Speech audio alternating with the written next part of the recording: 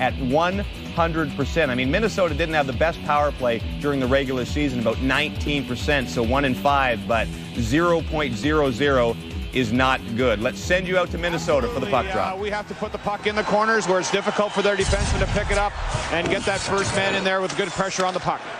Thanks, Noel. Thank you. I can't blame him. I didn't hear you either. That's how loud it is in this building. We are underway in Game 3. The Ducks in their road whites, and they begin with the puck back in their own zone. Beauchemin and the captain, Scott Niedermayer, the defense pairing. McDonald's line starts with Kunitz and Solani. And the captain for the Ducks moves it through the middle, redirected in by Kunitz, and after it goes McDonald. Bumped by Nick Schultz. McDonald had position, the puck in their feet, unable to dig it out. It was Teemu Solani. Solani continues to move along the end boards, now tries to reverse his field, comes back into Schultz. To the point, Beauchemin slides it across. Scott Niedermayer's shot blocked down the way as McDonald was all tangled up in Janssen. And significant early matchup change for the Minnesota Wild. Nick Schultz, who played little against Andy McDonald and Teemu Solani in the first 2 games at Anaheim. He's out there for the initial shift. That's one of the key matchups from a Jacques Lemaire standpoint. Icing is the call. Minnesota in their home reds, which will be their primary sweaters next season. Ilya Bryzgalov riding a 4-game winning streak going back to the final 2 games of the regular season in gold for the Ducks. You see his career playoff numbers. And Nicholas Backstrom, Hazy's been good in games 1 and 2, but not good enough. Well, he was great in game number 1. That was definitely not a 1-goal hockey game. The Ducks should have won it by 4 or 5 goals. Game 2, however, I thought that Ilya Bryzgalov was, if not as good, perhaps a little bit better than Nick Backstrom. It's going to be a great goaltending matchup. Both guys have been very solid. Niedermayer trying to chip it to his brother Rob, cutting to the net. 6 games, including the regular season, between these 2 clubs. 6 1-goal games. Ducks will drive it in from center ice right on goal, and Backstrom plays it. The Wild will be called for icing as O'Donnell comes back and touches up the one-time Wild captain. And the face-off, a minute 45 into the hockey game, will go back into the Minnesota zone.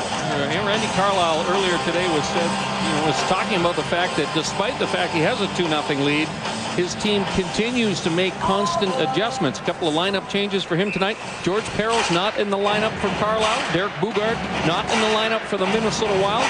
Adam Hall in for Minnesota. Sean Thornton is in for the Ducks.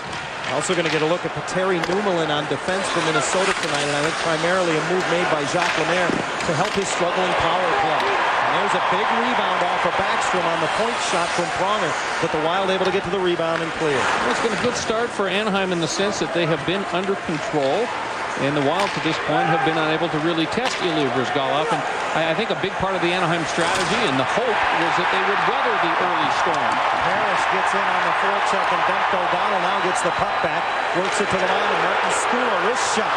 Spilled in front was Getzlaf, and the puck went just careening by his head as it was blocked to the corner. Adam Hall inserted into the lineup tonight by Jacques Lemaire as well. Dumps it back into the Anaheim zone, and the Wild go for a change. That was Dustin Penner's first shift of the hockey game, Johnny, and it was a very short shift. Probably 20 seconds before he went back to the Anaheim bench. Were some concerns, of course, as Penner left game 2 with what was called a muscle strain by the Anaheim medical staff. Kent Huskins behind the goal, moves it along quickly. May out right now with Shannon, and Thornton takes the hit but clears the zone. This will go the length of the ice. We're going to get the third icing call of the hockey game, and then a hit by Thornton as the whistle blows, stopping play. Johnny was talking about Dustin Penner and how important it is for him to be a part of the Anaheim lineup tonight. Watching him in warm-up, he looked tentative at best. Took a couple of shots, never wound up for too many big slap shots. Did not participate in a lot of the line rushes, so a little bit of chicanery perhaps by Randy Carlyle, who was suggesting that he would not be in. Tied for second among NHL rookies with 29 goals this season. Of course, he got the game winner in game number 2. If he's going to be used sparingly, I can guarantee you they'll use him on the power play. Right off the draw, Burns with a one-timer, and Bryzgalov able to see it. Made it look fairly easy. Well, Burns has developed into a terrific offensive defenseman for the Minnesota Wild. He and his partner, Keith Carney, is up there right now with Nummelen. And that's an interesting combination in that both players have to be considered more offensive-minded defensemen for Jacques Lemaire. Face-off will be to the right of Brizgalov in the Anaheim zone. Andy McDonald to oppose Dimitra. Dimitra was very good in the face-off circle in Game 2 in Anaheim, and Walls pokes it to the corner and got it to Dimitra, who's backhander off of Niedermayer to the near side. Solani drops down. Well, you got to think the first 10 minutes in this building with this emotion, the Ducks are looking to just escape if they can, maybe all even. And the puck came across the blue line, so offside is the call. You see a hand pass will bring it outside the blue line into the neutral zone. Minnesota kind of pressing to the attack. They have been aggressive on the forecheck, and Lemaire in his morning press conference today talked a lot about the forecheck and their inability to get in on top of the Anaheim defense so far in this series. And he went so far as to suggest that the Ducks defenders have been getting away with a lot of interference on pucks that have been chipped into the Anaheim defensive zone. There's been a lot of sentiment on that on the Minnesota side as far as picks and uncalled interference that actually Lemaire was calling for the crowd to help those calls be made now that the series has shifted here to Minnesota. Yeah, he wanted them to boo the referees if they weren't making calls whenever the puck was dumped in and the defenseman got any kind of a piece of a potential forechecking forward. As I said earlier, they like to call the crowd here the team of 18,000. One local columnist referred to them as the team of 18,000 referees for tonight's game, in hopes of helping the Wild with a few of those obstruction calls that have gone uncalled, at least in the eyes of the Minnesota players. Icing again, the call. We've seen an inordinate amount of icing calls here in the first 4+ minutes. Wes Walz is out there to take this draw for the Minnesota Wild. You see Teemu Selanne skating around in the defensive zone.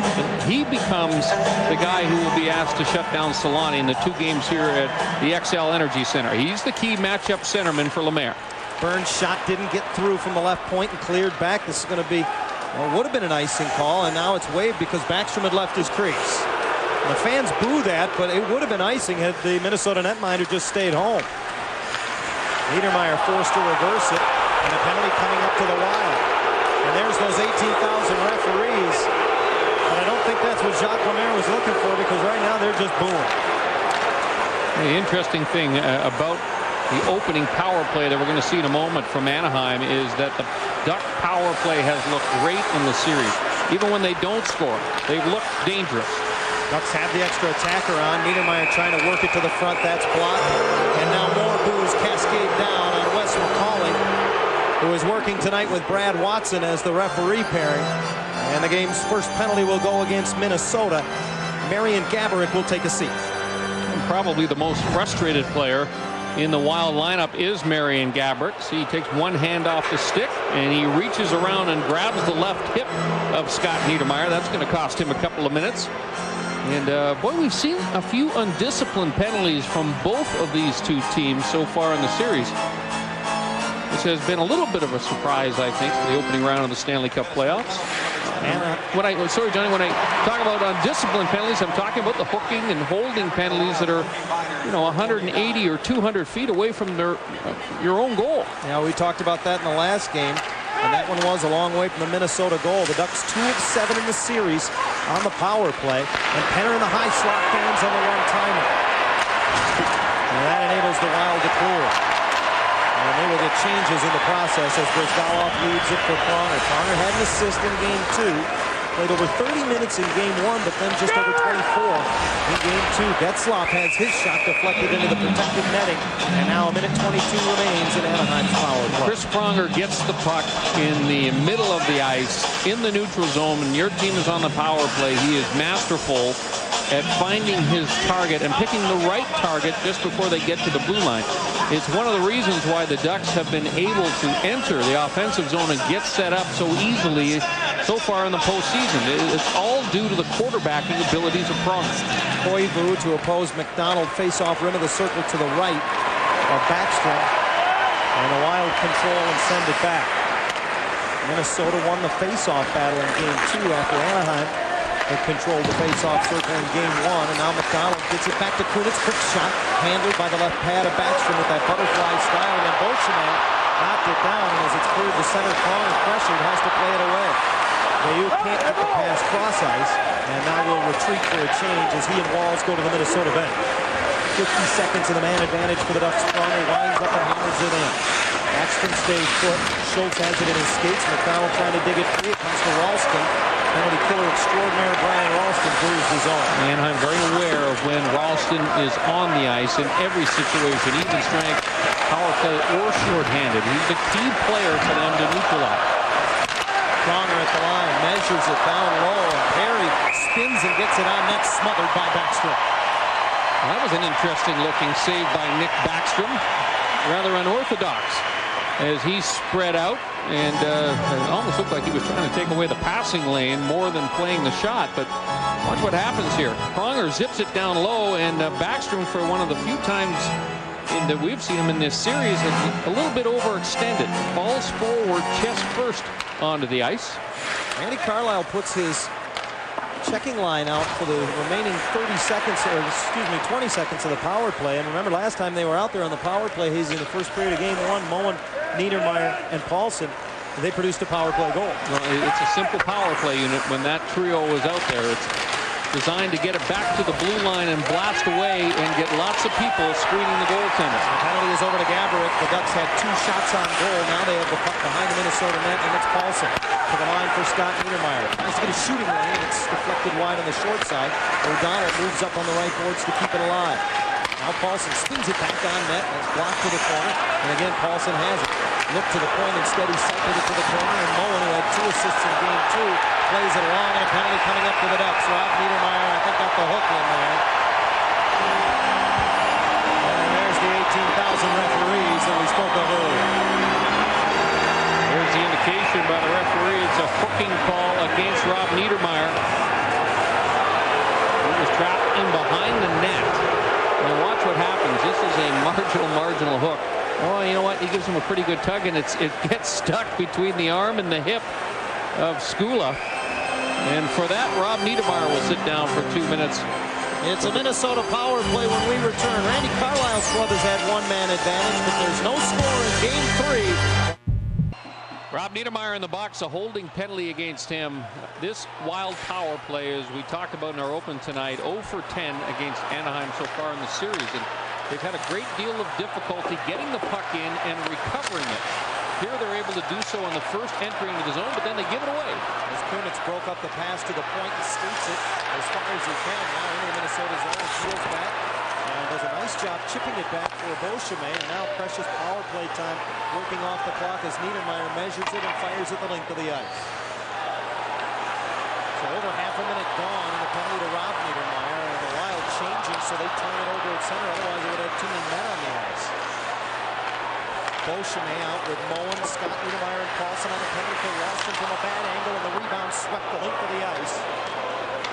Johnny, that was 6 inches away from going over the glass to clear by Beauchemin, and that is very fortunate indeed. I was thinking that earlier on the shift when Niedermeyer threw it from the defensive zone the length of the ice and hit the high glass behind the Minnesota goal. We've seen it a couple of times this season where a player has thrown it about 200 feet and gotten that delay of game call. Now Janssen at center for Newman. This is the reason Petteri Newman is in the lineup for the first time in this series. His power play puck moving abilities. Newman not a strong plus-minus presence this season, was -15 even strength, but he's a good power play point man, but he can't get the pass through Pronger, who sends it back. Look for those little chip plays. As the Wild approach the Anaheim blue line, they're just chipping it past the defender. The Ducks hold their blue line probably better than any other team in the NHL. It's a big part of the Randy Carlyle philosophy. The defenseman Burns tips it into the zone and then battles with Getzlaf all the way below the goal line. It comes to the high slot, and racing after it, Kunitz gets on it first, and he'll send it the rest of the way. That's going to do it. The penalty to Rob Niedermeyer expires. Just 1 Minnesota shot on goal. Yeah, so the trend continues for the Wild here on the power play. They have trouble getting the puck into the zone and recovering it once again. Now Ralston in the Anaheim zone, swings it up the boards. Pierre-Marc Bouchard returns it, but it's Kunitz again who comes up with it. Kunitz very good on the penalty kill, having a strong shift out there again defensively. Now it's Todd White in the corner for Minnesota, nudges it along, and it's Bouchard behind the goal. Pierre-Marc Bouchard kept off the score sheet, and there's the fans asking for a call that they don't get. White fans on the shot. Keith Carney holds it in. And Beauchemin knocks it down off the high glass and moves it ahead off the stick of McDonald. It'll trickle deep into the Minnesota zone. The line that is on the ice right now for Anaheim. Carlisle has McDonald. He's got Penner out there along with Solani. So already making adjustments, moving his people around, hopefully, or hoping rather, that he can get a preferable matchup. Wyatt Smith along the left boards in the Anaheim zone cycles it up for Stéphane Veilleux. Veilleux doing battle with Andy McDonald. Now to the corner. Smith comes in front. His pass goes all the way back to the line. Janssen has it there. Fires it through traffic, but it didn't make it to the Anaheim net. McDonald eludes the hit. Oncoming Stéphane Veilleux nudges it along, and DePenta moves it ahead. Yeah, Veilleux is a hitter, too. He's one of the more physical players in the Wild lineup, and he had a bead on Andy McDonald, and McDonald just missed the hit. Icing the call on the Ducks, but they'll get a rest anyway as we will step aside. See, if Wes Walsh would just lift his head up for a second, you see he's got a whole bunch of stitches on the left side of his face just above his mouth. It happened last game when Corey Perry had a scoring chance. Walsh went for the shot block. It was a dangerous looking play. You're worried about the orbital bone. Wes Walsh told me earlier today it missed the orbital bone by about an inch, probably a very good thing. And he said, I was also very lucky because his mouth was open at the time, and it kind of hit in that soft area between the the upper and lower parts of the mouth. No teeth were involved. And he said to his neighbor, so I consider myself pretty lucky. And his neighbor looked at him and he said, that's the kind of luck that I don't think I want. Ken Huskins had some good luck in game 1 as well, as he took a big hit from Bugard and returned to play 9.5 minutes, but he turned the puck over there, and that was a scoring opportunity for Adam Hall. Adam Hall inserted into the lineup, and this is just a misplay of the puck that leads to a scoring chance for Minnesota. One of the things that Anaheim would like to cut down on is the number of turnovers that they were giving up in the second game of this series. And that one gets coughed up. Looks like it may have caught a little piece of the outside of the net. Ilya Bryzgalov says, you know what, I'm just going to jump on that puck and allow Randy Carlisle to change up the troops. The Ducks with a rare face-off win. They lost 9 of the first 11 draws to start the hockey game, but Getzlaf able to control that one. And it's fired over top of the Minnesota goal by Pronger. Burns rims it around, waiting for it on the left side. O'Donnell sweeps it back down low, reaching out. Getzlaf keeps it alive for Perry. Getzlaf took the hit. Perry brings it in front, tried to curl it back on the forehand, and that was knocked away by Numela. The Wild come up just 4 shots each to this point, and we played nearly 12 minutes as, again, a decidedly defensive start to the hockey game. Penner receives the pass off the boards, bumped by Skula as he gets it in deep. Perry battles for it down low, and Carney got position and wins the puck. Skula moves it ahead. Veilleux to the middle of the ice. Picked up and brought in by Radivojevic. Drops it back. Veilleux walks right in, and a save by Bryzgalov. The rebound collected by the Ducks and moved away. Sammy Paulson headmans for Rob Niedermayer, who trickles it in on the Minnesota goal, and Backstrom will play to the corner. Rob Niedermayer gets it back there, dug free by Travis Moen. Moen wants to turn and get it to the corner instead. Radivojevic lifts it back to neutral ice, and the Ducks must get onside. Interesting line for Jacques Lemaire. Branko Radivojevic may have been the best Minnesota forward on the ice last game. Big, and he's strong, and he's able to control the puck around the boards. Here's Gaborik trying to knife to the middle. He does get between the defenders, but couldn't keep the puck on his stick as Scott Niedermayer was right there. Gaborik upended in the corner by Niedermayer, gets back up, and the puck comes to him. 6-year veteran spins it up the boards, and it's taken there by Wes Walsh. The return pass picked off by Andy McDonald. Ducks 3-on-2 if they hurry. McDonald across the line as Rob Niedermayer gets it across for Kunitz, and the pass intended for Niedermayer taken away by a sliding Nick Schultz. Nick Schultz has also been very good in this series so far for Minnesota, and as I mentioned, when McDonald is out there for Randy Carlisle, expect to see Nick Schultz. Pronger back in his own zone with a long stretch pass, and Kunitz trying to just chip it ahead for McDonald, but it was knocked off his stick. Kunitz keeps it alive on the right boards. Works it below the goal line, now taken away, and McDonald steps in to help out. Mikko Koivu, who had a goal in game 2 for the Wild, turns away from McDonald and skates it to center. Again, the fans make a penalty call that the officials do not. So play goes on, and Kunitz hit hard in the neutral zone by Koivu, and then they collide a second time as they both try to get to the bench. Excuse me, it was Burns, not Koivu. Well, those two had a pretty good little scrap in Anaheim in game number 2. So The rivalry starting to build as this series moves along.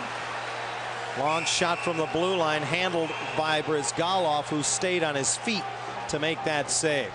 Well, you're going to want to be at Honda Center for every home playoff game this spring, and the way you can do that is to place a seat deposit for next year's season tickets. Call 877-WILD-WING or log on to AnaheimDucks.com. We were talking about the contact earlier between Kunitz and Burns. There's the hit by Burns. Watch Kunitz make sure that he gets a little piece of the helmet of Brent Burns before he goes back to the Anaheim bench. Kunitz picked up 11 penalty minutes in game 2, including 3 consecutive minor penalties at the end of the first period and beginning of the second period. His teammates were ribbing him today in the locker room. Ryan Getzlaf said Kunitz didn't get to the bench till halfway through the second period. Every time he'd come out of the box, he took another penalty, and then, ironically, finally, after the third penalty, because his line hadn't been on the ice in so long, Randy Carlyle motioned to him to stay on the ice when he came out of the box. And he looked like he did not want to stay on the ice. He was afraid to take number 4. Puck deep in the Anaheim zone, chipped to the slot, and Getzlaf is there. Trying to get it ahead to Perry, but he overlet him, and the Wild control in their own zone. Carney paired with Martin Skula here in the first period so far. A little bit of a change. He, in games 1 and 2, was a partner of young Brent Burns. Icing is the call. And again, more reaction from the 18,000 referees at the XL Energy Center. No score in game 3. You guys are so far, and he's done a lot of different things for Randy Carlyle. Good passing centerman, and you know, that pass by Ryan Getzlaf would lead to the game-winning goal by Dustin Penner in the first game. He's been physical, good hit on Nick Schultz, and his shorthanded goal last game was the backbreaker against this Minnesota team that just really seemed to suck all the life right out of them. Playing a lot of minutes, too. He's averaged over 21 minutes a game in the first 2 games of this series. That line, including himself and Corey Perry, getting more ice time so far in this series than what they were throughout the regular season. 5:15 to go in a scoreless first period in Minnesota. Building full of energy in the first 10 minutes. This building was ready to explode. Still seems like they are, but things have settled down a little bit as the Ducks hold it in the Minnesota zone, and Moen trying to get away from Wes Walz, and he does, but not until a penalty is called on Walz, and Anaheim will have their second power play of the game. Travis Moen does a good job selling this call. Wes Walz just gave him a little bit of a grab, and watch what Moen does. He's going to get his arms upraised. One hand, as soon as he feels one hand off the stick and a little bit of the pressure of the right hand of Walz on his back, Moen kind of spins, throws one arm up in the air, and he sells the call.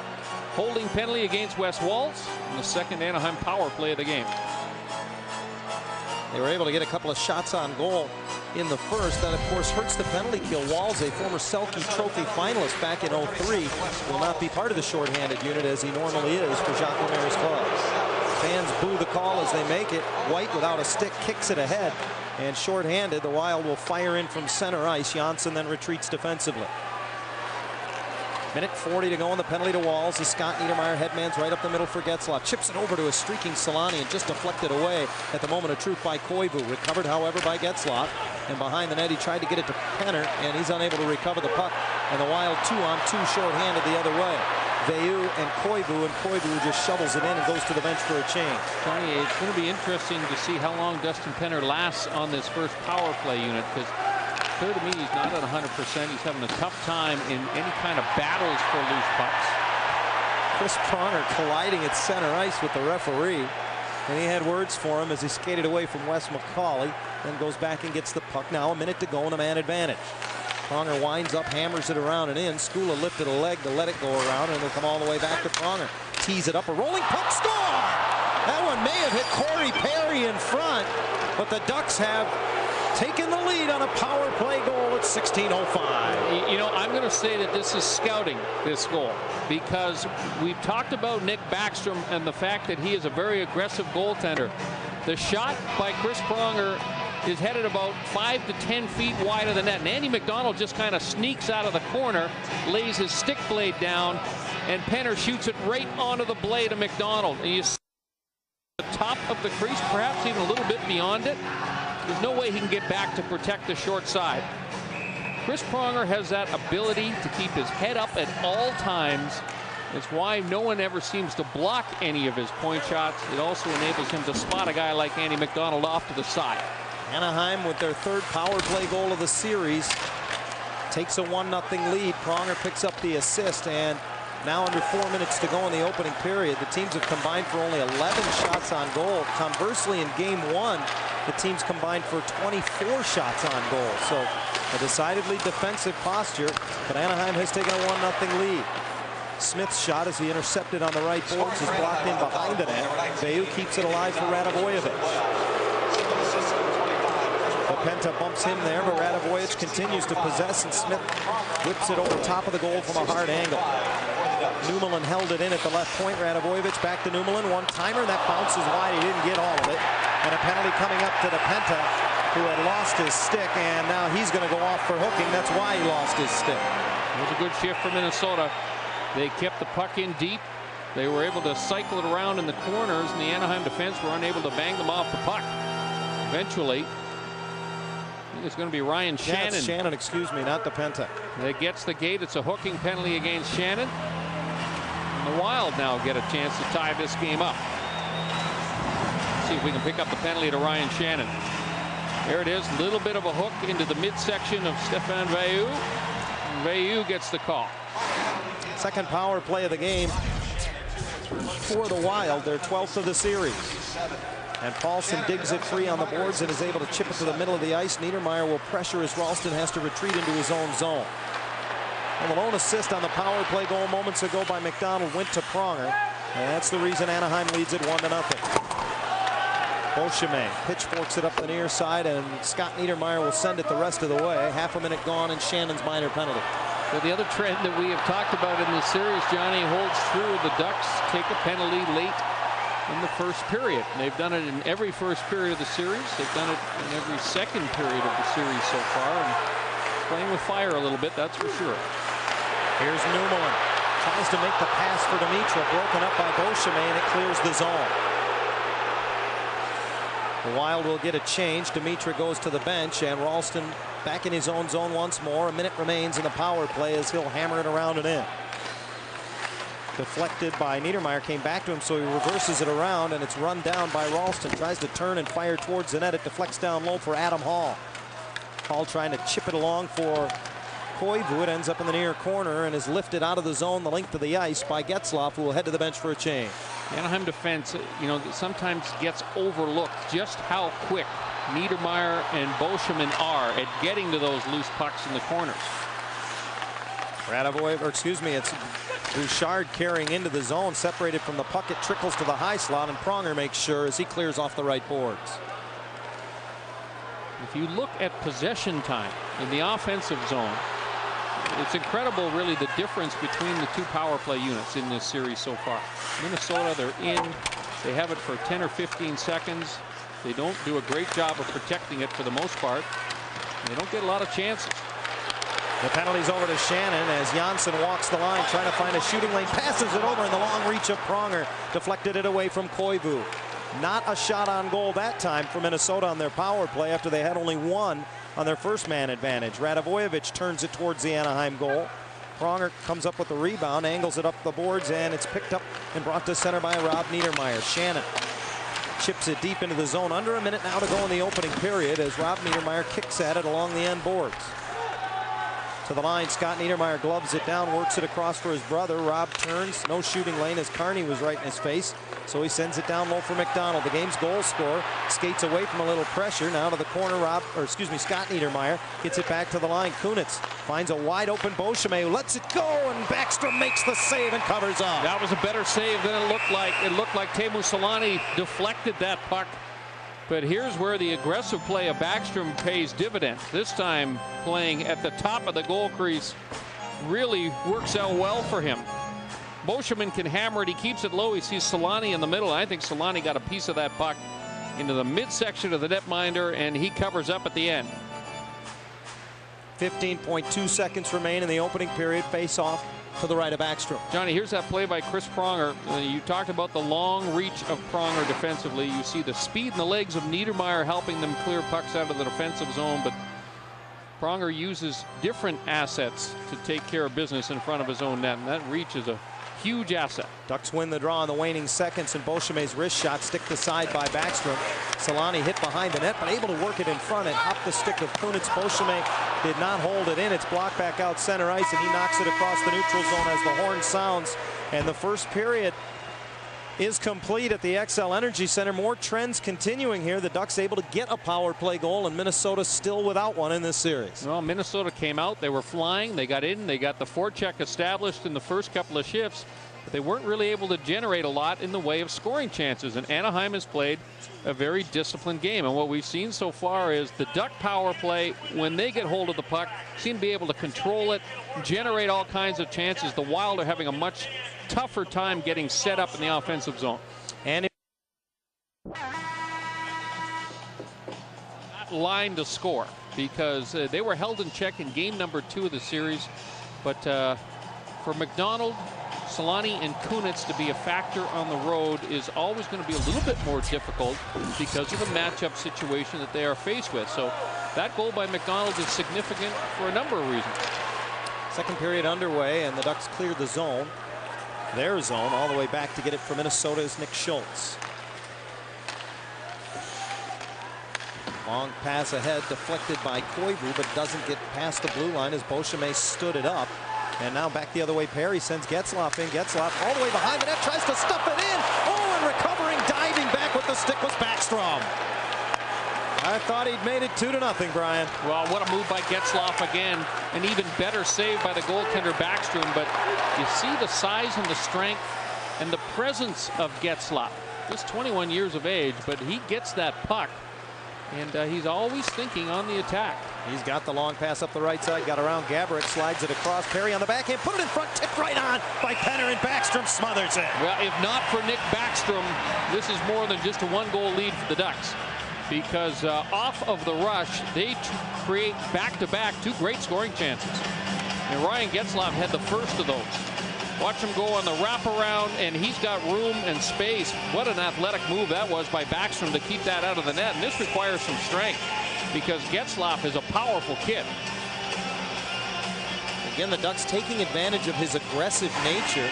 The McDonald goal because of their read on him that way, and that time Getzlaf, with his patience, created a great opportunity. As the series moves along, you continue rather to gather information about your opponent, and they're developing a book on Nick Backstrom. A book they really didn't have because in the 4 regular season meetings, he only appeared in one of those games. Yeah, and that was in a relief appearance, as a matter of fact. And the thing about Backstrom is that he really stepped to the fore down the stretch for the Minnesota Wild. And the last time these two teams met one another in the regular season was back in December. Sean Thornton making his NHL playoff debut tonight, out on a line with Shannon and Brad May right now as they cycle in the right corner of the Minnesota zone.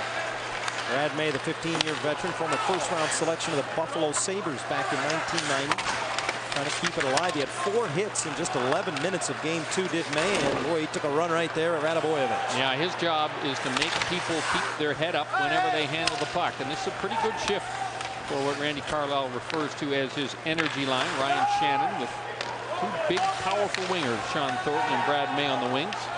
Terry Newman angles a stretch pass ahead for Dimitra. Off his stick, Gaborik couldn't get to it, swept away by Pronger. Fed back into the backhand by Newman as he was bumped by Sammy Paulson, and the Ducks regained possession. Area pass off the boards, picked up by Rob Niedermeyer. Niedermeyer going around Newman in behind the goal. Has Moen, and the pass went right through his legs. O'Donnell couldn't hold it in. Now has to retreat defensively. Pass quickly moved up and off the stick of Gaborik. Kuzgalov moves it along. Wild changing, so they have to retreat in the neutral zone. And now it's Keith Carney. Carney's pass through the middle, deflected deep into the Anaheim zone, and Pronger got to it before Ralston. Loose puck picked up by Bouchard, who moves it back to the point and went right through Skula all the way down. That was a good play by Chris Pronger and a good play by Ralston on the forecheck to take Pronger right out of the play. Something that the Wild have not been able to do much in this series. Get their bumps against Pronger. He's so smart at conserving his energy and not absorbing a lot of those big hits over the course of the series. Andy McDonald helping out down low as the puck dislodged from Beauchemin. Shot off the left boards, blocked by Scott Niedermeyer, trying to get it ahead to Solani, and he was unable to clear the zone. Now Beauchemin rims it around to the near side. Kunitz has a little space, and he has a little time to angle it out. Backstrom lays the paddle of the stick down to leave it for Schultz, who didn't clear past McDonald, went off his skate. In comes Kunitz as he charges up the left boards, and now behind the net. Solani got to it before Janssen. Solani cycles it back. Kunitz gets it out of his skates. Takes a look, leaves it at the point. Scott Niedermayer shovels it ahead. It bounces over McDonald's stick. In behind the net, Kunitz got to it first. Janssen intercepted, but at the line, Beauchemin one times a big rebound, and it was about knee-high, and Andy McDonald got a piece of it, but couldn't get it back on net. One of the few mistakes made by Nick Backstrom, leaving a rebound, lying around in front of his own net. It's a fortunate bounce. Both teams changing. Kunitz still out there, rifles a one-timer off the high glass all the way around, and back after it is Huskins in the Anaheim zone. Just over 4 minutes into the second period, 1-0. The Ducks lead the Wild as Huskins feeds it right in wide of the Minnesota goal. It bounces to the side of the net. Carney upended by Getzlaf, and he goes awkwardly into the boards, and that's going to be a penalty against the Ducks centerman. And you see Getzlaf go over to his former teammate Keith Carney, who went down hard, and I think he was just checking him out to make sure that he was okay. But no question about the tripping penalty against Ryan Getzlaf. See him get the stick in the legs of Carney. Carney seemed to hit the back of his head on the ice. There's that last opportunity on the point shot by Beauchemin. The rebound came to Andy McDonald, but he could not get the handle on it. Third power play of the game for the Wild. And they'll start out of their own zone. Brian Ralston had 5 shots on goal in game 2. Rims it around and in. Other than that, though, Ralston has not appeared on the score sheet as yet in this series. Good recovery by O'Donnell, who wins a battle, reverses the puck to Pronger, who sends it down. Well, one thing I'm sure that Lemaire will be preaching to this power play unit, the group that is struggling, every coach will always tell their players to simplify things. Get it back to the point. Take advantage of the shot of Ralston. Ralston forced to pass it off, and there's Numelin's shot that misses everything. It comes around and out of the zone. Backstrom falls as he comes out to play the puck. And now it's Ralston the other way. Gets center red and rims it around. Brizgalov stays put, a minute 10 left in the power play. Reversed back behind the net by O'Donnell. Bouchard went after it. Shoveled towards the net by Numelin. Rebound right there. A couple of point-blank saves. Bouchard had the rebound and the chance, but Brizgalov true to the test. Well, big stops by Brizgalov, and I don't think that Bouchard realized just how wide open he was, because they had the goaltender down and at their mercy, and they just kind of slammed it into the leg pads of Ilya Brizgalov. And 6 foot 3.5 inches, he has got those long legs, difficult to beat low. Still 35 seconds left in the Minnesota power play. Janssen tried to walk out of the corner, knocked off his stick, but held in. This is Burns, top of the right circle, let it go, and that one hit Numelin, who fell in front of the net. Bounces out high, and Burns has it knocked to center by Rob Niedermayer. Bouchard moving it through center, and Koivu gets it across the line for Janssen. Janssen hands it off. Hall forced in behind the goal and separated from the puck by Scott Niedermayer, who is able to clear. And that's going to pretty much do it. The penalty to Getzlaf has just 5 seconds remaining. Well, this time the penalty kill gets the job done because of the exploits of the goaltender, Brizgalov. Penalty is over. Getzlaf out of the box, and he takes it away from Burns at the blue line, and then Burns intercepts his pass intended for McDonald. Burns slides one across, back one more time, and the pass blocked once again as Skula tried to make one more pass and now loses it to Solani. Teemu waiting for the mates to join him. Nice little pass for McDonald, who comes in, tries to get it back to Solani, and Skula stayed with it and broke that up. Ducks keep it in as Kunitz sealed it off on the far boards, and now Solani cycles it back to him. Behind the net for McDonald. He knows he's going to get hit by Carney, uses his body to shield the puck, tried to center for a cutting Solani, but that was intercepted, and Radivojevic settles things back in the Minnesota zone. Veilleux through center across the line, and his shot steered to the corner by Brizgalov. O'Donnell chases to the near corner. Just over 7 minutes into the second, O'Donnell takes the hit to make the play as the Ducks clear the zone. Now, the second period has been the most difficult period for Anaheim in this series. And quite honestly, it's been the most difficult period for them probably the last 3 to 4 weeks of the regular season as well. Their MO seems to be, if they can survive that second period, they can usually win the first and third. Bouchard for Minnesota. Drops it back. Schultz carries in for Bouchard, middle of the ice. And the puck seems to be bouncing around a little bit here in the second period, and he couldn't settle it. And it's inadvertently cleared by the Wild themselves as Todd White played it back to an empty point. Now Bouchard gains the line again, slides it through. Here's Ralston, and his shot deflected out of play as Beauchemin got his stick in the way. Just over 8 minutes into the second period, still 1-0 Anaheim. Ilya Bryzgalov, an emerging story in this series for the Anaheim Ducks, and he came up with probably his best sequence. The short redirect by Mikko Koivu, and he was in perfect position for the save on the rebound for Branko Radivojevic. Radivojevic did have a lot of time, and he could not get the puck elevated. One look from the reverse angle, and you'll see, well, maybe he doesn't have that much time because Beauchemin was right on his hip. Shots 10 and 9 in favor of the Ducks as we approach the halfway mark of the hockey game.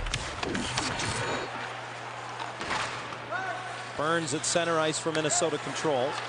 Third-year man hoists it on the backhand in behind the Anaheim goal. Scott Niedermayer knows he's going to get hit. He has on a couple of occasions, I think that's like the third or fourth time tonight, just skates by that puck, knowing that he has puck support from his defense partner, and allows the forechecker to chase him, Brian. An interesting little adjustment that the Ducks have made. It's almost like a fake spike in volleyball. They just let the puck go right by him and allow one of your teammates to step into it and make a play. Now Niedermayer battles in the corner with Mark Parrish, and the puck comes loose.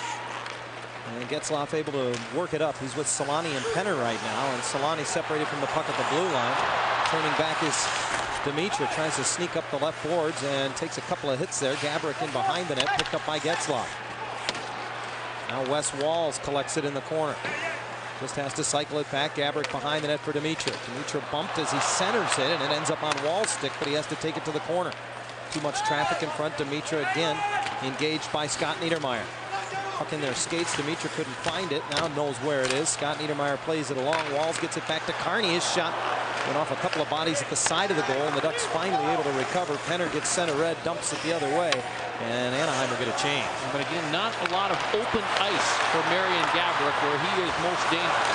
Radivojevic's shot high on Bryzgalov. He fought it off, muscling it to the near circle. And Kunitz able to lift it out of harm's way. The last two times that the Ducks defense have got a hold of the puck, they haven't been able to complete that outlet pass. And as a result, the Wild continue to attack. Long stretch pass, looked like it was deflected by O'Donnell. More Dodger baseball action comes your way. Catch all the action as Nomar and the rest of the Blue Crew square off against the Rockies Wednesday at 5:30. Dodgers-Rockies on FSN Prime Ticket. Randy Carlyle was talking earlier today about the fact that his team was much better in Game 1 than they were in Game 2. Scoring chances in those games, I think, were pretty significant in that the Ducks dominated territorially in Game number 1. 16-9 scoring chances in their favor. The second game, however, scoring chances were 16-15 in favor of the Wild. So if not for the special teams performance, Anaheim would have had trouble in Game 2. Pierre-Marc Bouchard at the right point just keeps it alive up the boards, and Ralston moves it down low for White. Bumped there by Ryan Shannon. In comes Bouchard. Not the three biggest players on the ice down low down there when you got White, Bouchard, and Shannon battling below the goal line. And the Ducks able to clear. Brad May got his stick on it as it came over top of his head. Wasn't able to track it down at the line, and now Ralston winds it up at center. Ryan Ralston gains the line, goes wide on the left side from a bad angle, and Bryzgalov stayed with it, kicking it aside. Now, very close to being offside at the Anaheim blue line, and I think we are going to get a penalty here against Chris Pronger. Is it Pronger or is it against Ralston? Yeah, I think it's going to go against Brian Ralston. Well, I can see why you were confused. They blew the play dead when the Ducks had the puck, but they'll have the power play when we return. Here as Pronger is about to get to the puck. There's the hook into the midsection, and Pronger just clamps that elbow down on top of the shaft. Anytime the attacking player gets that stick to parallel and into the midsection of the defender, we've seen that call made virtually every time. The Ducks in the regular season were 3 for 20 against Minnesota in 4 games on the power play. They're 3 for 9 in this series. Now Pronger hit hard by Veilleux. These two have been engaged with one another the entire Anaheim power play. Meantime, the Ducks into the Minnesota zone, and in the slot, Scott Niedermayer can't keep it on his stick as he falls. and Koivu nudges it ahead for Schultz. 2-on-1 short-handed. Schultz passes it off and gets the return feed and deflected it over top of the goal. McDonald just picks up the puck and heads right back the other way. Great short-handed chance for the Wild there. Brizgalov may have gotten a piece of that bid. Now Perry on the right wing hash mark. Back to the point, and Beauchemin keeps it in with his skate. Perry collects it and rims it down low. Kunitz bumping with Janssen, keeps it alive for Andy McDonald. Open at the point. It's Pronger. Tees it up, and that was blocked. And now the race is on. Todd White, he blocked the shot, gets to it, but he can't get the puck to settle back in the Anaheim zone. Dimitri with a couple of chances short-handed for Minnesota, and this is as dangerous as the Wild have been in this game. And the fans show their appreciation with just 40 seconds remaining in the Ralston penalty as the puck hoisted the length of the ice. Now it's Beauchemin. He had 2 power play goals in game 2 for the Ducks. He rims it hard around and in. Deflected to the middle of the ice, and Beauchemin's stick was lifted by Walls. He couldn't keep it in. Huskins and Penner in front of the Anaheim bench, unable to come up with the puck. Penner did, but he couldn't play it because Solani was caught inside the zone. Huskins able to settle a bouncing puck, gets it to Penner. Penner looks up, sneaks it through for Getzlaf. Got a stick on it, but couldn't get a shot away as Skula picked him up quickly, and Walls ices the puck. This is the first power play in a long time for Anaheim where they don't spend much time at all in the Wild zone, and where the Wild are looking for something to get the momentum going their way. This has been a great penalty kill, and all of a sudden they feel like they've got the momentum back. Wyatt Smith off left wing from a bad angle, and that's gloved off by Brizgalov, who just holds on, and Stefan Veilleux beginning to get under the skin of more than just a few of the Anaheim Ducks. Well, he's trying. He got a good bump on Chris Pronger earlier in that sequence. They really seem to ignite the crowd here at the XL Energy Center. And then here's the play where Schultz gives it up and then goes to the front of the net. Dimitra gives it across to him, and he just tips that puck about 6 inches over the crossbar. There was the bump by Veilleux that I was talking about on Pronger. One of the few instances that the Wild have been able to get to the big Anaheim defenseman. Ducks win the draw in their own zone. And around it comes to Brad May, who takes a pretty big hit from guess who? Adam Hall this time, who has been inserted into the lineup for exactly that. A little more physical presence, and the puck lifted all the way back. And Brizgalov says, I don't like the looks of this, and just covers it up. Yeah, it's a smart play by the netminder. I mean, anytime he can get a whistle here with his club on the road, Randy Carlyle can get a change. The other thing about Brizgalov is that he's not a guy that overhandles the puck by any stretch of the imagination. And I think a lot of that has to do with the way that the Anaheim goaltenders are coached by the goaltending guru Francois Allaire, who works with both Giguère and Brizgalov, and really encourages them to always think conservatively whenever they do handle the puck. Let's Go Wild is the chant from 18,000 plus at the XL Energy Center in St. Paul. 1-0 Anaheim. A power play goal in the first period from Andy McDonald, the game's only goal. Koivu bumping in the left corner of the Anaheim zone with Paulson. Connor tried to clear, and that hit Mark Parrish. Now his pass off the skate of Connor comes back to Parrish, steps in front of Brizgalov, got a piece. Janssen holds it in at the line, throws it towards the net, blocked by Pronger, who sends it back. It's going to be an icing call, so the Ducks will be unable to change personnel as Schultz comes back and touches up. Join the Ducks Street Team at Del Taco for your chance to pick up some great team prizes and merchandise. The Street Team will be at the Del Taco at 13802 Red Hill Road in Tustin, coming up on April the 18th. They'll be there from 4 to 6 p.m. Well, this line that features White along with Brian Ralston and Bouchard has been so much more dangerous in this game tonight than it has been at any other time in this series. Now White fell on the faceoff, may have been clipped by a high stick, and just stared at the referee as he got up. Meantime, the Ducks get a change as they clear the zone. Rimmed around to the near side. O'Donnell hit by Bouchard. Loose puck gloved down by Paulson, who's able to backhand it ahead, and Mullen clears the zone before Ralston gave him a big bump, and then Solani gets through a couple different Wild defenders. Teemu in behind the Minnesota net. One hand on the stick, pestered by Janssen. In comes Mullen. McDonald now comes out as the Ducks try to finish the change. Kunitz out there as well. The top line now out for Randy Carlyle. Bouchard slides it across with speed. White, he's tripped up, and that's a pretty easy call. Kunitz will go to the box. Minnesota will go back on the power play when we come back. Anaheim protecting a 1-goal lead with 5:39 remaining in the second period in St. Paul.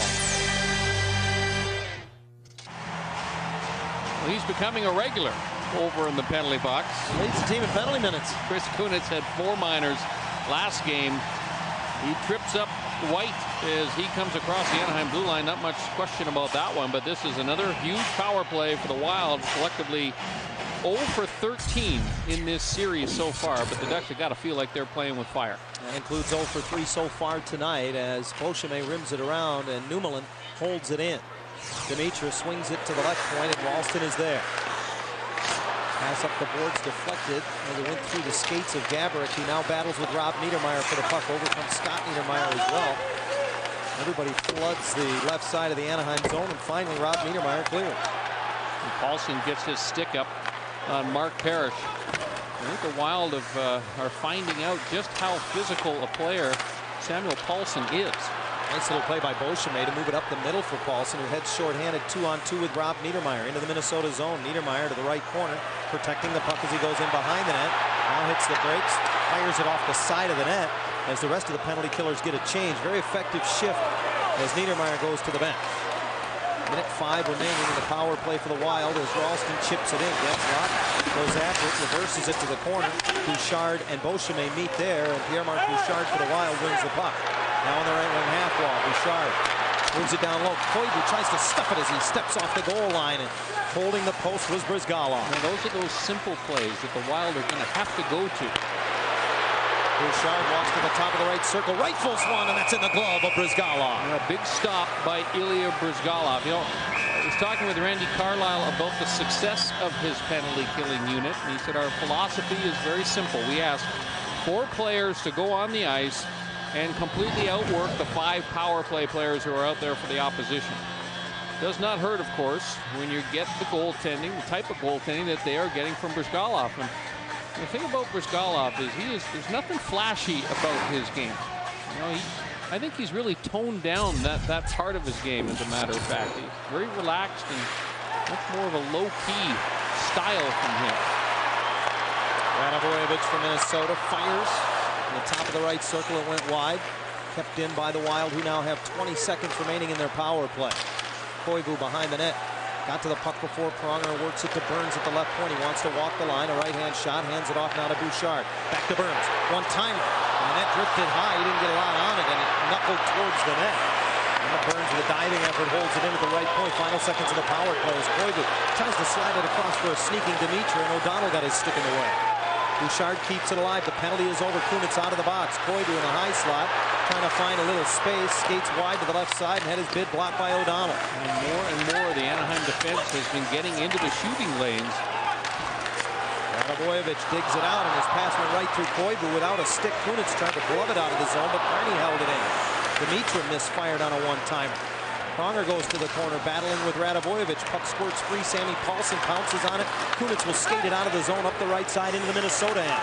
Chris Kunitz on the backhand, and that's an easy glove save for Backstrom. And then Kunitz continues to engage with Carney behind the play as Backstrom settles it down, and the Wild move it to center.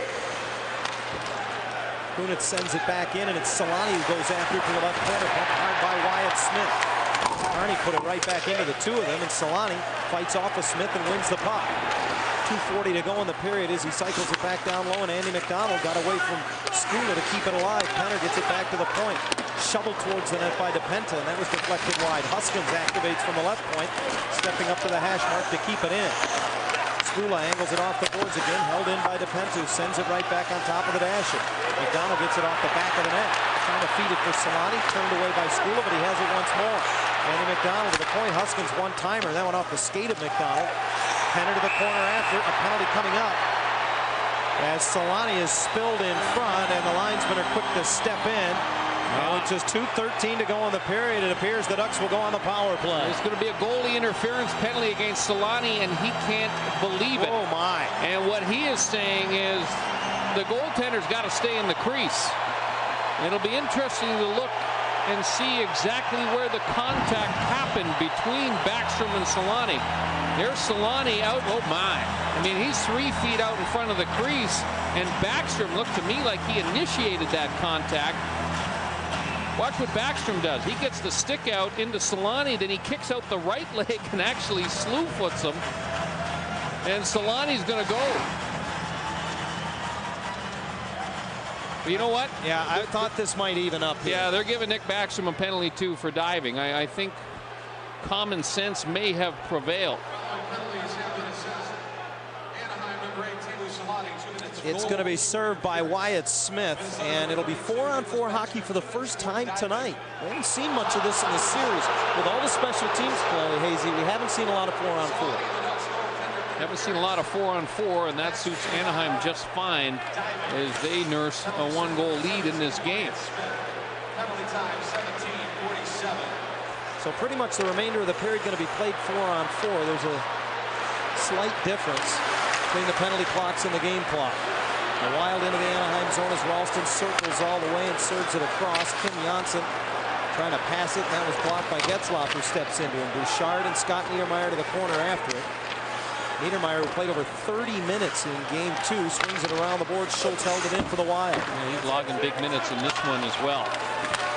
Minnesota, lots of pressure up ice here on this Anaheim defense. And you know, a big part of the game plan for the Wild is to tire out, see if they can fatigue Beauchemin, Pronger, and Niedermayer. The big three on the blue line for Randy Carlyle that routinely played 30 minutes a night. Now, Beauchemin played over 28 minutes in Game 2. I thought it was interesting, though, that the big two, if you will, just focus on Niedermayer and Pronger.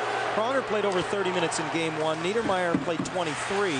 Then in Game 2, Niedermayer played over 30 minutes. And Pronger, whose long shot is handled by Backstrom. It was Pronger who had played only 24 minutes in Game 2. So I think the coaching staff would probably love to alternate the big minutes that way if they can, especially when Beauchemin can step in and give them the big minutes you spoke of as well, Brian.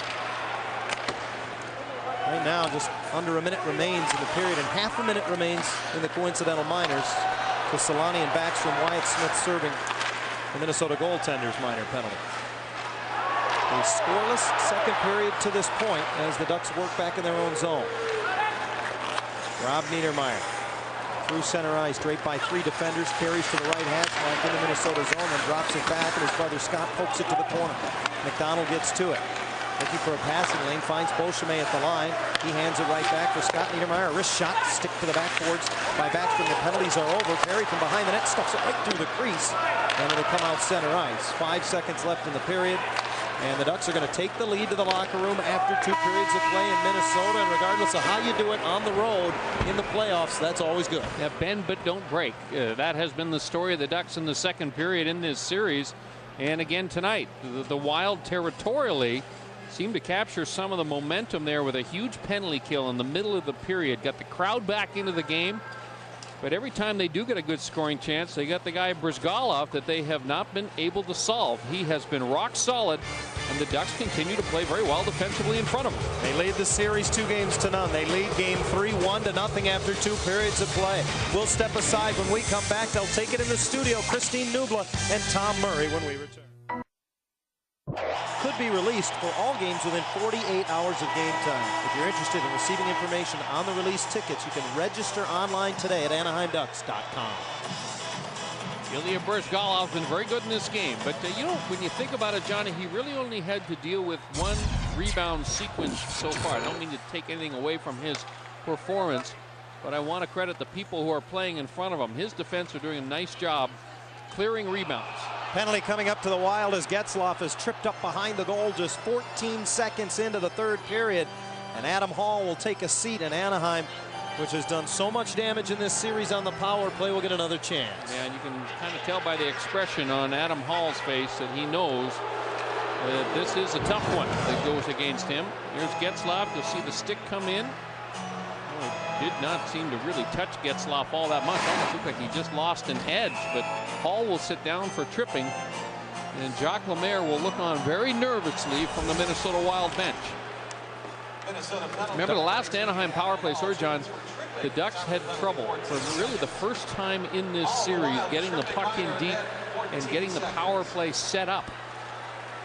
They're 1 for 3 tonight, 3 for 10 in the series as Selanne goes to it in the corner and bumps Schultz. Around it comes, and Penner fans on it, and Todd White backhands it all the way back. Galoff exited his crease, but Scott Niedermayer will track it down first and circle the goal. Half a minute gone, and the penalty to Hall. Up the middle, Solani receives the feed, turns on the forehand and gives it back. Scott Niedermayer pulls up. Got it to Solani, who deflected it off the end boards, then loses an edge. Got a stick on it, and Getzlaf, trailing the play, keeps it alive to the line. The captain, Scott Niedermayer, moves it ahead. Here's Getzlaf coming off the boards and pulls it in on the forehand, and Backstrom made a good save. Now it's a great stop by Backstrom. A little bit like Lanny McDonald, Ryan Getzlaf, as he changed the shooting angle. Galoff makes the save on the long bid from Koivu, and it took him a while to find the puck in his equipment. Now for Pronger, who sends it ahead, tipped by Kunitz at the blue line, and the Wild turn the Ducks away. Veilleux will flip it all the way back. Niedermayer and Beauchemin go after it, but West Wall's got to it. Now Beauchemin plays it for Niedermayer. And the captain curls back away. Just 35 seconds left in the fourth power play of the game for the Ducks. They lead 1-0. An Andy McDonald power play goal in the first, the game's only goal. Kunitz behind the net, fended off by Skula, who sends it up the high glass, over the glass, and out of play, keeping the face-off deep in the Minnesota zone. Ryan Getzlaf took a puck off the boards and made a beeline to the front of the net, and he forced Backstrom to make a pretty good stop. Now watch what he does here. I call this a Lanny McDonald. He kind of tucks it into his wheelhouse before he snaps it off. Changes the shooting angle by about 3 or 4 feet, and the goaltender Backstrom does a nice job of adjusting to it. Getzlaf with 3 points in the series and 11 shots on goal to this point.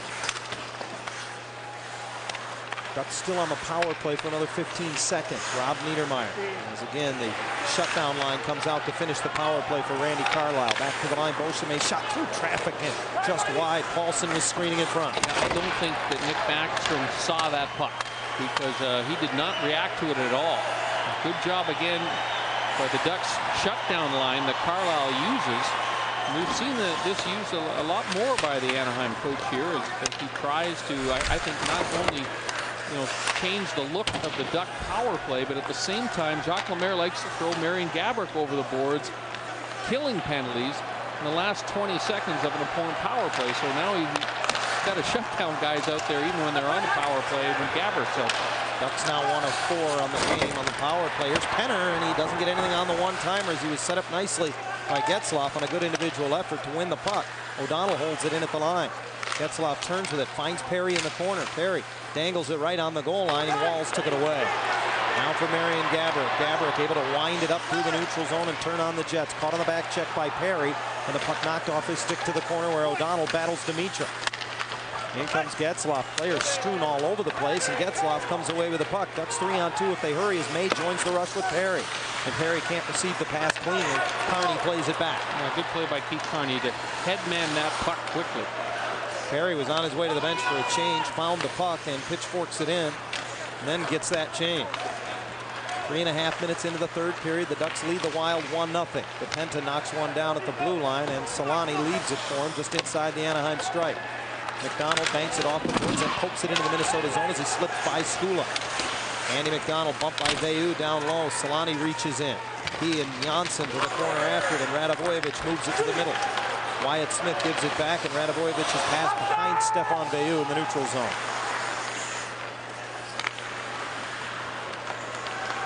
And neither Teemu Solani or Marian Gaborik through 2 periods in this game, Brian, had a shot on goal. Yeah, and that, I think, obviously they'd love to get Solani involved, the Anaheim Ducks. But the job that they've been able to do on Gaborik has been remarkable in this series. Now coming in late, it's Schultz who tees it up, and that went just wide. Boy, Bryzgalov was very aggressive coming out. First real open chance that we have seen from the Minnesota Wild in a long, long time.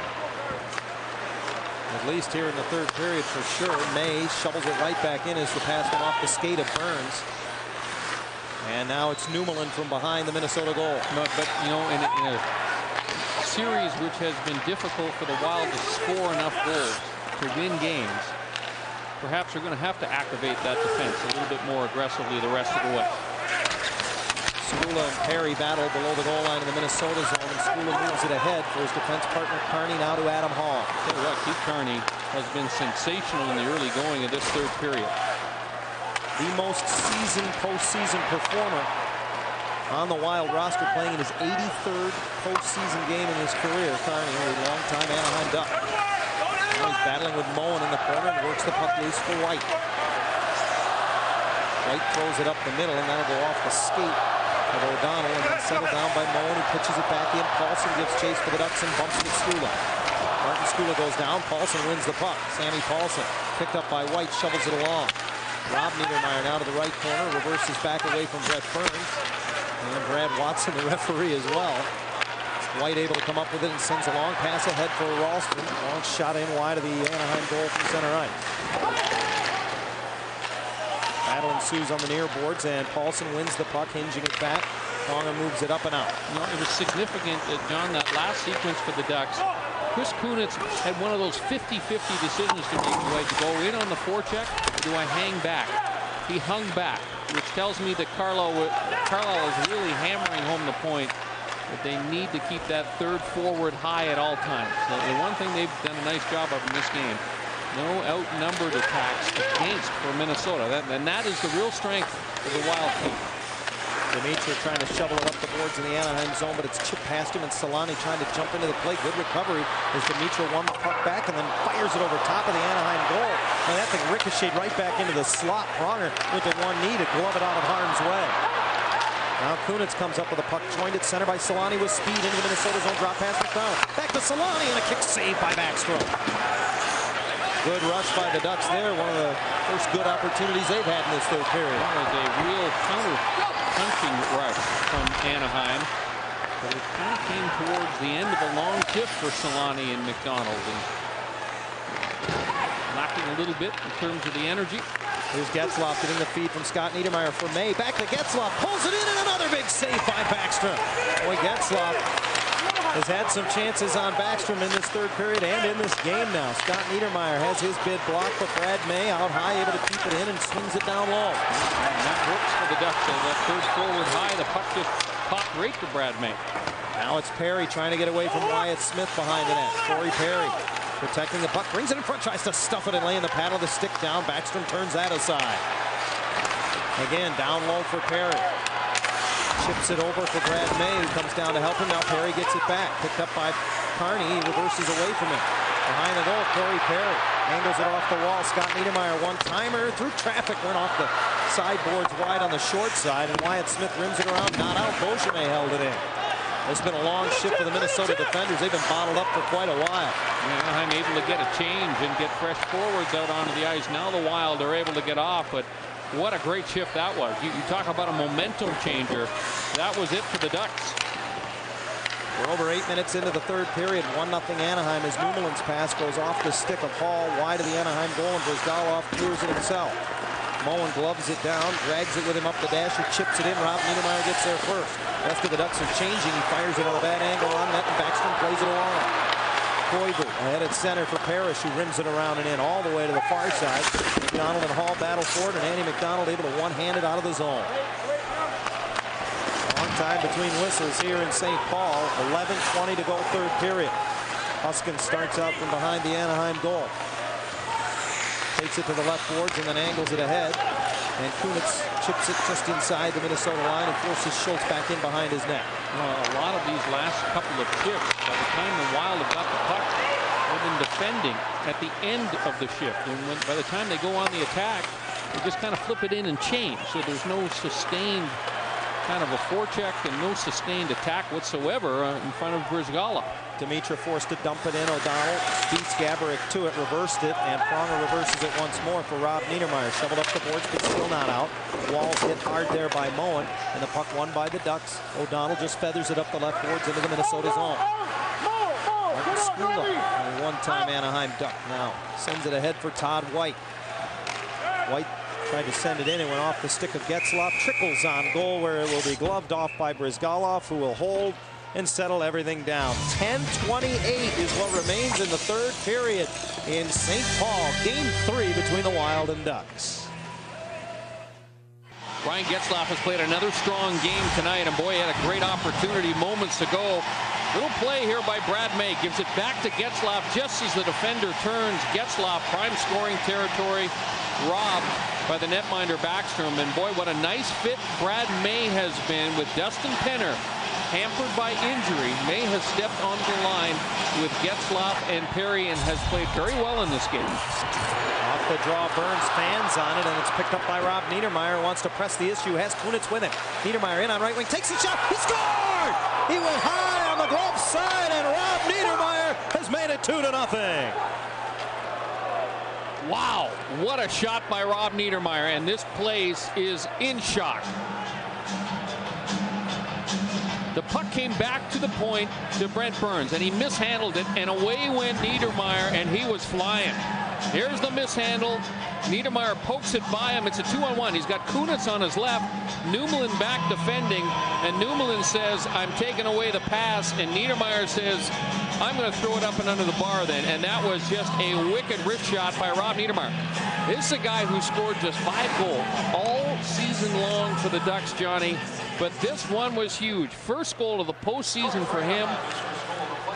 Remarkable, remarkable shot. Hazy, who'd have thought we'd be in the 3rd period of Game 3 of this playoff series, and Rob Niedermayer would have more points than Scott Niedermayer? Well, that line has been terrific. Robbie Niedermayer with Sammy Paulson and Travis Moen have been a huge story in this series so far. And when you get offense from any member of that line, it's just a huge bonus for the Ducks. An unassisted goal for Niedermayer at 9:43 of the 3rd, and the Ducks now lead 2-0. Gaborit's pass back to the slot, blocked by Moen, who nearly came up with it, and now Paulson sends Rob Niedermayer the other way once more. The rest of the mates have changed behind the play, so he stutter steps all the way to the corner, where he's shouldered by Skula, but still able to keep the puck alive. People forget that Rob Niedermayer was an offensive player in the early stages of his career. He's been changed into a defensive forward. Getzlaf from behind the goal finds Huskins at the line. Didn't have any passing lanes, so he threw it towards the net. That's blocked by Janssen, who sends it ahead for Stefan Veilleux. Veilleux angles it in. Huskins goes after it. Radovojevic bumps him, but he reverses it away, and there's a lot of space for DePenta to skate it up the right side. Hits center red and lifts it deep into the Minnesota zone. The defensive change will come for Anaheim. DePenta and Huskins go off. O'Donnell and Pronger come on. Ducks recover the puck. Now Perry behind the net from Getzlaf, and it gets away from him. And this line is going to try and just hold this puck down low and play as much as each shift as they possibly can down below the Wild goal line. And this is about forcing Minnesota to come 200 feet to generate a shot on goal. The Wild will change as Veilleux gets it deep. Pronger is there to pick it up. Veilleux, the one-man forecheck, and the puck passed past him, but then tipped back in by Hall, and then knocked away from Veilleux by O'Donnell.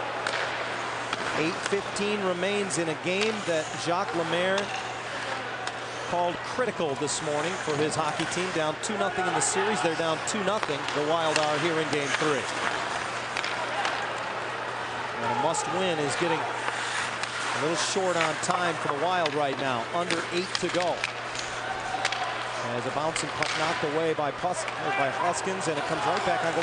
Briskalov says, let's just play it. He's been covering most everything tonight. He gloves it down quickly, and now Solani busts in to the Minnesota zone. Loses the puck to Bouchard as the Ducks were changing. Bouchard across the line. Curls back, gets pressured, moves it to the middle, and stepping up very calmly, the captain, who intercepts. And that puck was turned over at the offensive blue line. I thought Randy Carlyle was going to jump onto the ice. Now Beauchemin comes up with the puck, feeds it in front, redirected right on by McDonald, and a good save by Backstrom. There's that high tip play that the Ducks have been trying to use more often as the series has moved along. And again, a lot of it has to do with the score. You know, they are so concerned about getting shots blocked by this quick Minnesota team that they don't shoot the puck directly at the net a lot. They'll shoot it off to the side, and they'll look for players up top for the redirect. Pass intercepted at center by Beauchemin, who steps into the middle of the ice and sends it right back. And the natives getting a little restless at the XL Energy Center. 2-0 Anaheim, under 7 to go, 3rd period. Brad May gets it off his leg but can't settle it down. Wes Walz turns with it for the Wild. Carney's pass deflected at center. Paulson will intercept, rifled it right off the shoulder of Skula, and then Skula's bid is blocked by Paulson back into the Minnesota end. And they are slowing the Wild down to a crawl. You look at their forwards in the neutral zone, and everybody is stationary. There's no speed away from the puck right now for Minnesota. Pronger able to clear. The Wild were changing, so couldn't play the puck. Could have been potentially too many men on the ice. Burns has to go all the way back to get it.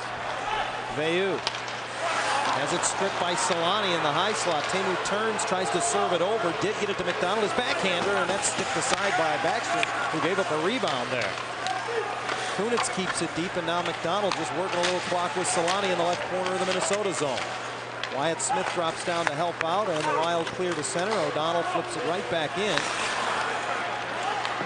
And now under 6 remaining in the third period, and again forced to regroup in their own zone of the Wild as they change, and the fans show their displeasure. And the Anaheim defense continues to hold the blue line, and they are not allowing anything in the way of an easy entry into the defensive zone. And as a result, the frustration continues for Minnesota. Rob Niedermayer getting things done. 71st career postseason game for Rob Niedermayer, and his 13th career goal in the playoffs has given the Ducks a 2-0 lead here in the third period. And it was a thing of beauty, Brian. Well, he ripped it. I mean, he caught everyone by surprise. And you know what? It shows the smarts of a Rob Niedermayer. 1-goal game. Don't try and force a pass. If the shot is there, take the shot. And he just made a great shot. Top corner, not much that the goaltender Backstrom could do on it. So the Wild desperate now with just 5:29 remaining. FSN Prime Ticket presents Anaheim Ducks Hockey. Brought to you by Lexus and their passionate pursuit of perfection. Randy Carlyle's club in this third period, Brian, has surrendered only 2 shots on goal. Well, Niedermayer and Pronger have been immense, along with Beauchemin. I mean, Carlyle now will even shorten his bench a little bit more. I mean, that's the luxury that everyone has known that the Ducks have had all season long. The advantage they have over every other team is that those 3 defensemen, because they are all horses and they don't make mistakes. The Wild won 29 games in this building in the regular season. Perhaps a little underscored the fact that the Ducks won 22 on the road. And they lead 2-0 as Getzlaf one-hands it up the right boards into the Minnesota zone, takes a bump as he spins it down low. Under 5 to go, third period. Brad May and Corey Perry work in the left corner of the Minnesota zone. And you can see the strategy. I mean, this is a quiet building right now. The one voice you can hear is that of Anaheim coach Randy Carlyle. What was it he said the other day? He said, my voice carries. My voice tends to carry a little bit. It's carrying right now, and his team is following his instructions to a T. Some of the Ducks looking up at the scoreboard, and they see just 4:42 remaining here in the third period at the XL Energy Center. They have added an assist on the Rob Niedermayer goal moments ago. Chris Pronger has been given a helper. He has assists on both Anaheim goals tonight. And John, an interesting little adjustment here from Randy Carlyle, who put Sammy Paulson along with Chris Kunitz and Teemu Solani. Paulson taking the place of Andy McDonald to take this neutral zone faceoff. Paulson took nearly 50% of the draws in game 2 for the Ducks. Took 29 faceoffs in all in that game. And you can see he gave a shot to Todd White after he lost that faceoff, goes to the bench, and the quick change is made. Now here's a turnover as Newman lost it in his own zone, and Solani didn't get much on the bid. McDonald shoveling it back towards the front of the net, and the diminutive defenseman Newman now heads to the relative safety of the backside of his net. Burns receives the pass and then kicks it into the zone, working on right wing, snaps it high on the short side. Brizgalov makes the save, and then the rebounds bouncing into the slot, cleared away. Here's McDonald racing after a loose puck, working on Skula, fires high over top of the goal. Carney handles for Minnesota, and it's redirected in by Skula. Gaborik battling there with Beauchemin. Turns from a bad angle, and from below the goal line, it's rifled off of Brizgalov. Skula holds it in across for Carney. His shot blocked by Moen. Carney reaches down, plays it ahead. The Wild can't play it. Would have been a hand pass, and the next person to play it was an Anaheim player, and they call a hand pass nonetheless. That's a break for the Ducks. This faceoff will come out into the neutral zone. Let's take a look at our Mercedes-Benz play of the game, and it is the insurance goal by Rob Niedermayer. 2-on-1, he takes the shot, and man, he just ripped it. That was a perfect shot up and under the bar. Rob Niedermayer quieted this crowd at XL. Puck squeezed between the pads of Bryzgalov as it rolled in on goal. Now 3:29 remains, and you have to believe the Wild are as desperate as we have seen them in the 3 games of this series, because if they can't get a couple by Ilya Bryzgalov, Ryan, they are facing the unenviable task of going down 3 games tonight. I'm a little bit surprised that we haven't seen more of Marian Gaborik in the last 10 minutes. We haven't seen him every second shift for Jacques Lemaire. Now, as we talked about earlier, the Ducks have quelled his influence on this game. Gaborik had no shots on goal. The Wild only have 3 as a team here in the 3rd period. And here's Corey Perry going after a loose puck to center ice and just trying to kick it as far up as he can. Schultz has to come back and get it. Active with the stick is Corey Perry, and he's just battling the pucks across the lines. That's what the Ducks are talking about right now. Battle it across the offensive blue line and get it deep, and don't let them easily skate with speed across your own blue line. Koivu across the line, drops it off for Hall, tried to nudge it ahead, intercepted by Pronger, and getting the center red line. May makes the prudent play, just gets it deep. Down to 2:45 to go, and you have to wonder, with a 2-goal deficit, will Jacques Lemaire pull his goaltender relatively early? Here's Parrish with a shot, and that's blocked. And is that Beauchemin? Yeah, that one came up and hit him up high, and he goes in a heap in the corner. A very similar looking play to the Wes Waltz injury from last game, where Beauchemin put his stick into the shooting lane and the puck deflected off the stick and appeared to catch him right in the mouth, and he goes immediately to the Anaheim locker room. This is significant because Francois Beauchemin in the last 2:37 probably would have played at least a minute and 15 seconds. Here's the shot by Mark Parrish off the stick of Beauchemin. He tries to turn his head, but he takes it right in the mouth, and boy, he went right to the bench. So there's at least stitches involved and perhaps some teeth. And it's fortunate he turned his head in time as well. But now 2:37 remaining in a face-off deep in the Anaheim zone. Pronger and O'Donnell, the defense pairing, as White to oppose Paulson on the draw. 2-0 Anaheim. And right off the draw, a quick shot handled by Bryzgalov off the stick of Ralston. Well, for Ducks fans back in Orange County, watching the game tonight at ESPN Zone in downtown Disney, there are more Ducks watch parties. Join the Ducks and 97.1 Free FM street teams at the watch party Tuesday night at Dave & Buster's at the Irvine Spectrum. You'll have a chance to win autographed Ducks merchandise and perhaps see the Ducks close this series out. It's still a big 2.5 minutes remain here in Game 3. Dimitra battling along the boards, picked up by McDonald, and Paulson able to work it to center, and Solani sends it the rest of the way. Yeah, Mark Parrish got a pretty good shot in at Sammy Paulson. The Ducks content just to do whatever it takes to get the puck across the defensive blue line at this point. Again, holding the line, Pronger kicks it away. It's dumped back in by Ralston all the way around and held at the line. O'Donnell able to knock it loose and just angled off the boards by McDonald. Back to the Minnesota strike. We'll keep an eye on Backstrom now, under 2 minutes remaining in regulation.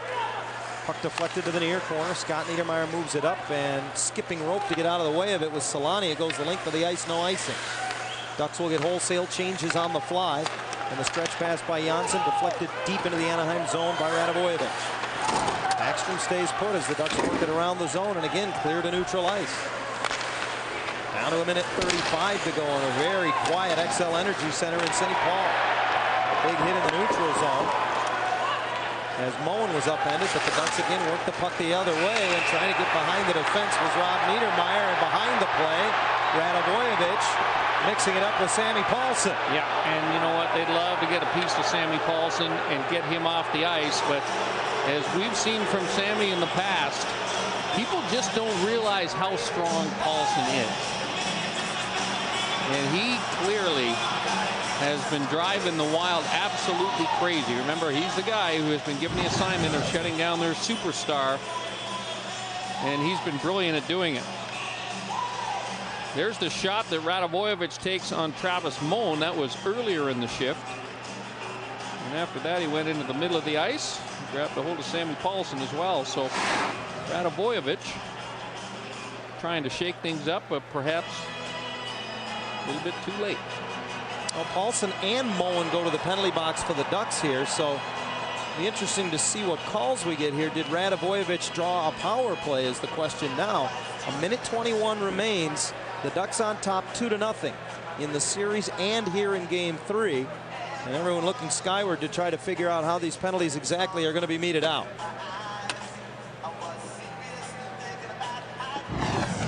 Let's see if we see what happens. There's Paulson, who kind of gives him a little bit of a nudge. But I got to imagine that both players are going to go, although Moan comes in as kind of the third man. And you see what Travis Moan is thinking is that Sammy Paulson's not a fighter. And he does not want to allow Sammy Paulson to be taken advantage of. Well, you can understand the look on Randy Carlyle's face when you hear the penalty calls. The preliminary indication is that this will be just roughing minors to all three, which means the Ducks will go shorthanded.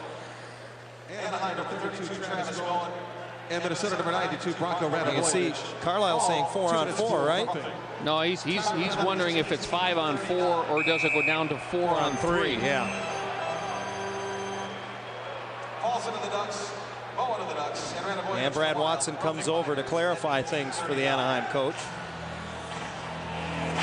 It is a Minnesota power play, though, in a very critical juncture with just 81 seconds remaining. And John, I can't believe that Backstrom's still in the net. Yeah, I've been wondering about it even when it was 5-on-5. You know, this is an opportunity here, but I'm shocked, quite honestly, that Lemaire is playing this as conservatively as he has played it. They're down 2 goals, not 1. Yeah, he now gets Backstrom to the bench as they get the puck deep, but there's only a minute 5 remaining in the game. Rob Niedermeyer trying to kick it free. Loose to the corner. Niedermeyer comes up with the puck, tries to clear. A bouncing puck to the line, held in. Under a minute now remaining. And Scott Niedermeyer clears the zone. Remember, the Ducks can shoot at that empty net from anywhere. No icing as they're shorthanded. Well, that's the silver lining in a tough situation for Anaheim, that they can't ice the puck. Bouchard carries in, down to 40 seconds now remaining as he battles in the corner with Getzlaf. Parrish gets it to the slot. They score! Newman! And it's a 1-goal game with 38 seconds left.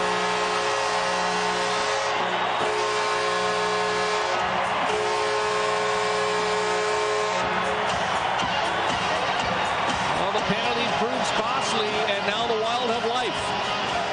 Well, 38 seconds is plenty of time to get the goaltender back out. It's a one-time shot from pretty much right between the hash marks.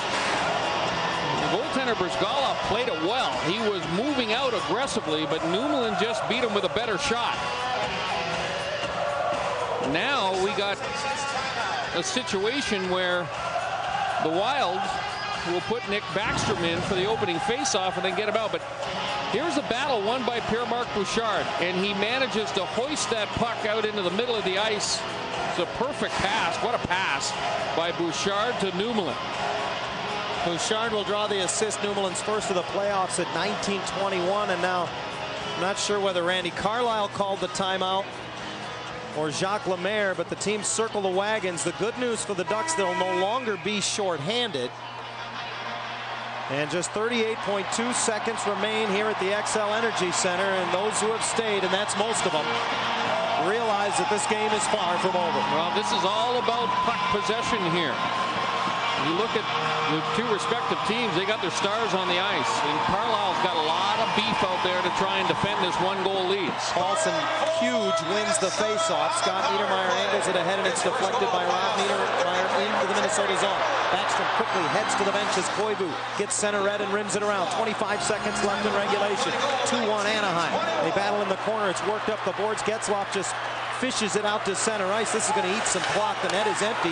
Koivu gets to it first, but now just 15 seconds left. One last rush, and this is it for Minnesota. Newman rims it around. Pronger delivers the big hit.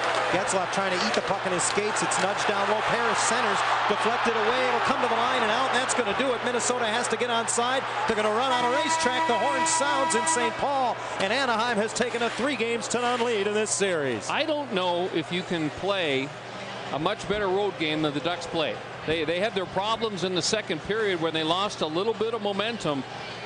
But Ilya Bryzgalov, our Carl's Jr. player of the game, had lots of help in front of him tonight. They got a goal from a member of the shutdown line, Rob Niedermayer, on a 2-on-1, and a strong defensive game. It is just so tough for the Wild to use their speed in this series. That's their game. Anaheim has taken that game away from Minnesota, and it's why they have a 3-0 lead.